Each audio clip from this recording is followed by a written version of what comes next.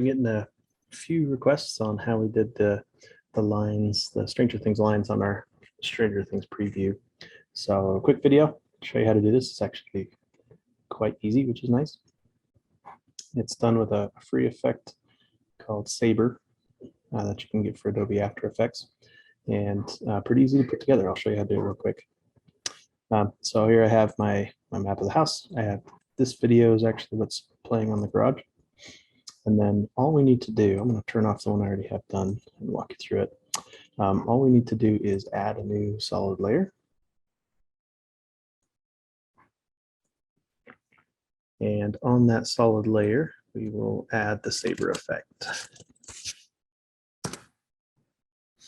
And the two settings that you're going to want to change so that it matches the lines. Basically what we're doing is using masks to determine where the Saber effect is going to be applied.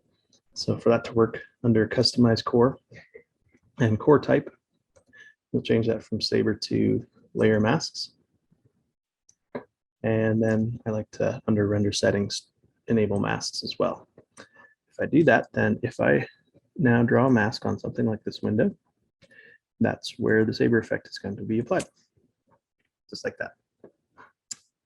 Now to get it to trace, all we need to do is with this offset setting. See how I'm going to zoom in here a little. As I change the offset, that's what makes it trace around the mask. So then we can just do keyframes. I can click the stopwatch to create a keyframe, move forward on the timeline, and expand the offset to 100%. And then during that window of time, pun intended, trace the line. There you go, a couple minutes and you have it traced. Now if we look at the one I already did, I have a bunch of masks on it. One for every line that I wanted to follow.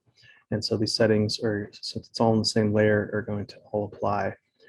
But what's nice too though is that it looks a little more random than that because the masks are longer. And so with the line tracing going at the same rate, if it's got to travel a longer distance, the effect is then it looks a little more random than it actually is. So all these are doing the exact same thing that I just showed you. And then I just kind of played with the settings to get it to look as much as I could like the title sequence of the movie. So I used thin for the preset, and then played with the intensity, the spread, the bias, the size, all that kind of stuff, and used the eyedropper to get the exact same red that the show uses. And I like how it turned out. It was quick and easy. Ends up looking like this. It'll look really cool at night. We haven't tested it out yet. And while you're here, I might as well give you a little preview too into what we're building for the rest of the show. The idea is we're going to do 1 to 2 minutes of each season. I'm trying not to get too crazy with it this time, trying to rein myself in, but 1 to 2 scenes from each movie. So we've got the title sequence. We're going to have a scene here with the Christmas lights. Pretty standard, pretty classic, right?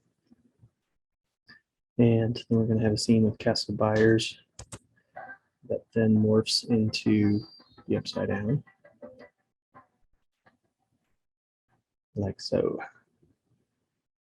And you might notice that we added a little animation to the entrance to Castle Byers. In our live stream on Sunday, we can show you how to do that kind of stuff.